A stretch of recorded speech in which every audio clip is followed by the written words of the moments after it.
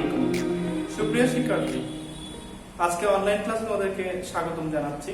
আজকে আমরা উইথ ক্লো নিয়ে আলোচনা করব। বিগত একটি ক্লাস আমরা করেছি উইথ ক্লো নিয়ে। তোমরা ক্লাসটা নিশ্চয়ই উপভোগ করেছো এবং সেখান থেকে শেখার চেষ্টা করেছিলাম। আমরা এক্সারসাইজ দিয়েছিলাম, নিশ্চয়ই তোমরা এক্সারসাইজগুলো করেছো। এবং আজকের ক্লাসে আমরা যে পেপারটি নিয়ে আলোচনা করবো সেটা হচ্ছে একটা নমুনা প্রশ্ন নিয়েছি। এই প্রশ্নটা ম্যাক্সিমাম জায়গায় আসে, এরকম টাইপের প্রশ্নগুলো আমরা বেছে নিই এবং সেই ক্ষেত্রে আসলে ক্লো আনসার করার ক্ষেত্রে যে জিনিসগুলো বেশি গুরুত্বপূর্ণ সেটা হচ্ছে যে পার্সোনাল স্পেসগুলো, ভার্ব, নাউন অথবা অ্যাডজেক্টিভ, অ্যাডভার্ব কোনটার অভাব আছে ওই বাক্যের মধ্যে সেটা তোমাকে বুঝতে হবে।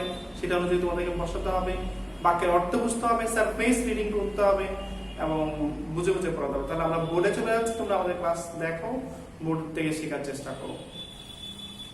এখানে যে জিনিসটার ব্যাপার হচ্ছে ওই ক্লুতে ক্লু দেওয়া থাকে। তাহলে ক্লুগুলো আমরা একটু দেখে নেব। প্রথমে একটা আর্টিকেল, ফ্রম হইতে এক্সট্রিমিটি অফ দ্য অংশ, দা আর্টিকেল, রিফ্লেক্ট প্রতিফলন করা। অনেক সময় এখানে পার্সোনাল স্পেসের পরিবর্তন হতে পারে, দেওয়া আছে ভার্ব হতে নাউন পরিণত করতে হবে।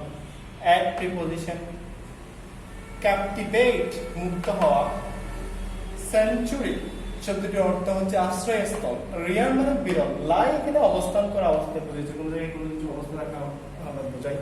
তাহলে আমরা একটু সারফেস রিডিং করে রাখি, এখানে বাংলা করবো এগুলাকে।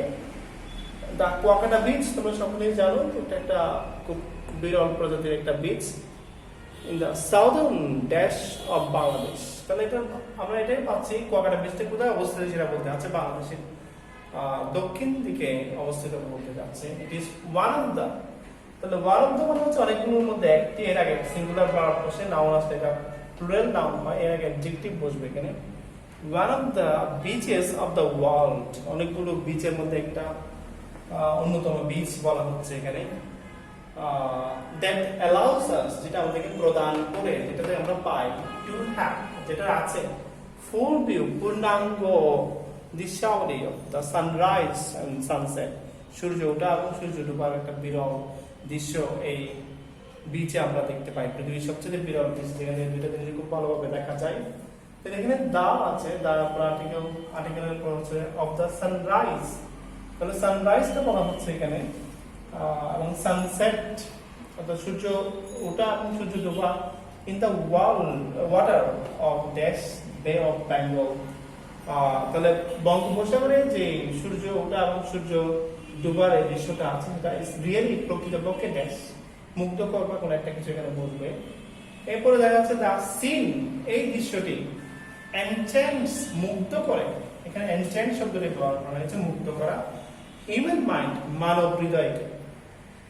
The beach is not far from the Sundarbans, এই বিচটি সুন্দরবন থেকে বেশি দূরে নয়।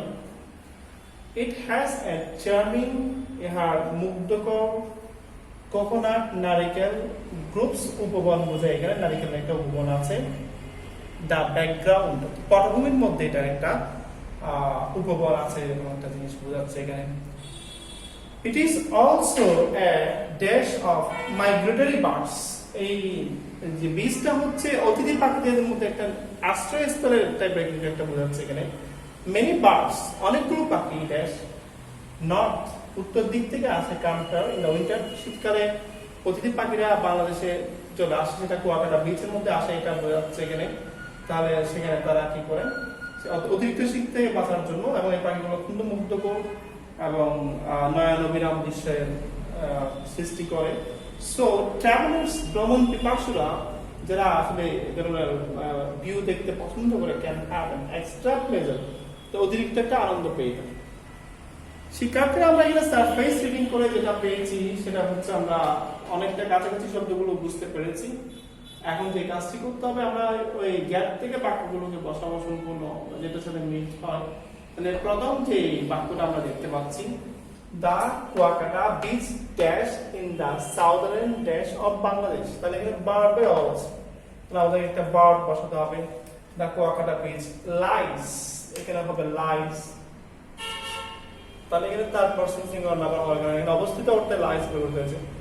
দা Kuakata beach lies in the southern extremity শব্দটা হতে পারে এখানে পার্ট অর্থে, এক্স ট্রি মিড এটা অংশ অর্থে ব্যবহৃত শব্দ বাংলাদেশের কোয়ার্টার ব্রিজ বাংলাদেশের দক্ষিণ দিকে অবস্থিত। It is one of the, তাহলে এখানে বিরল একটা বীজ, পৃথিবীর মধ্যে এরকম বীজ দেখা যায় না, একটা বিরল বীজ বলা হচ্ছে।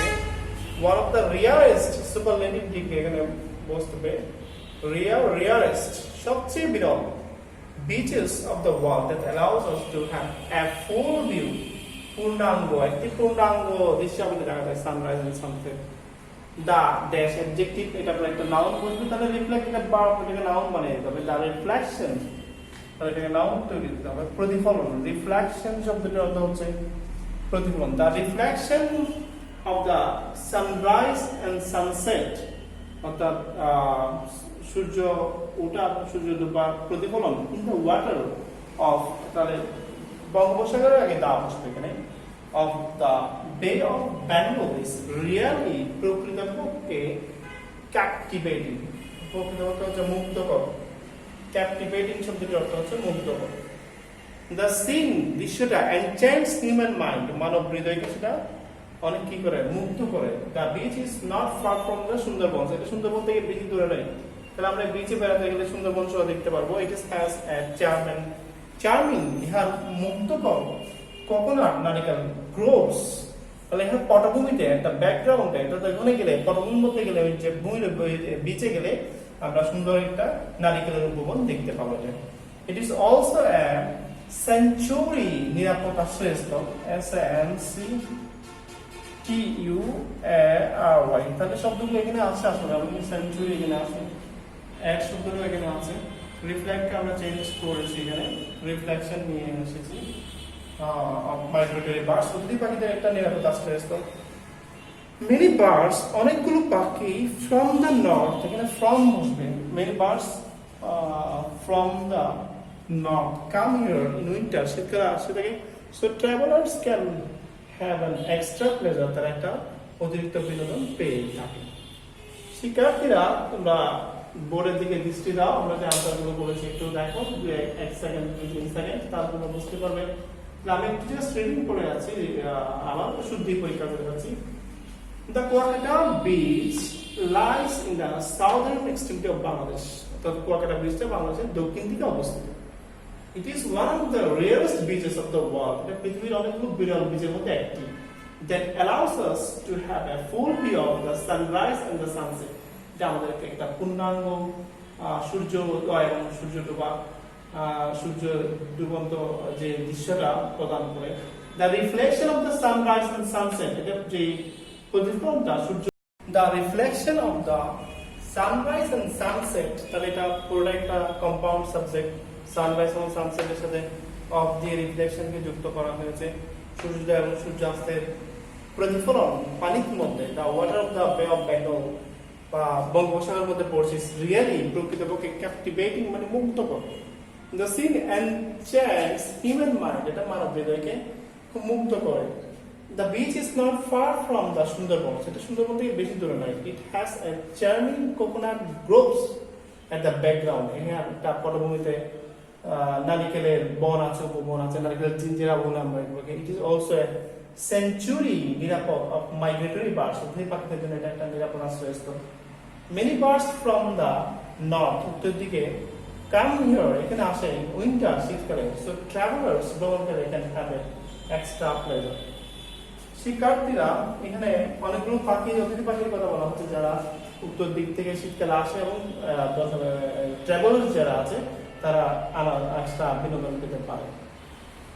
শিক্ষার্থীরা এখানে যে জিনিসটা আমরা শিখতে পেরেছি আসলে, সেটা ব্যাপারটা হচ্ছে তোমাদের যে ক্লুগুলো দেওয়া থাকবে এগুলো সঠিকভাবে তোমাদেরকে বসাতে হবে। ক্লুগুলো সঠিকভাবে তখনই বসাতে পারবে যখন তোমাদের গ্রামাটিক্যাল সকল রুলস গুলো তোমাদের কাছে ক্লিয়ার থাকবে, বিশেষ করে বাক্যের গঠন প্রণালী তোমরা বুঝবে, এবং শব্দের স্টপ তোমাদের কাছে ক্লিয়ার থাকবে, এবং যে জিনিসটা নিয়ে কথা বলা হচ্ছে সেটা ফ্যাক্ট সম্পর্কে তোমাদের ব্যাপক জ্ঞান রাখতে হবে। তাহলে আমার মনে হয় উইথগুলোতে তোমরা অনেক সফল হতে পারবে। আর উইথগুলোতে সফল হওয়ার একটা উপায় হচ্ছে মোর প্র্যাকটিস, এক্সারসাইজ করতে হবে। আমরা এখানে এক্সারসাইজ দেবো, তোমরা নিজেরাও এক্সারসাইজ করবে, এবং সেটার মধ্য দিয়ে নিজেদেরকে একটা ভালো অবস্থানে নিয়ে যাওয়ার চেষ্টা করবে। আমরা আরো ক্লাস নিয়ে তোমাদের সামনে হাজির হব। তোমরা এই ক্লাসগুলো বন্ধুদের মাঝে শেয়ার করবে এবং তাদেরকে জানিয়ে দেবে ক্লাসগুলো করার জন্য এবং যাতে তারা উপকৃত হয়। আশা করি তোমাদের সাথেই আমরা আছি এবং তোমরা একটা ভালো জায়গায় পৌঁছো, সেটা প্রত্যাশা নিয়ে আজকের ক্লাস এখানে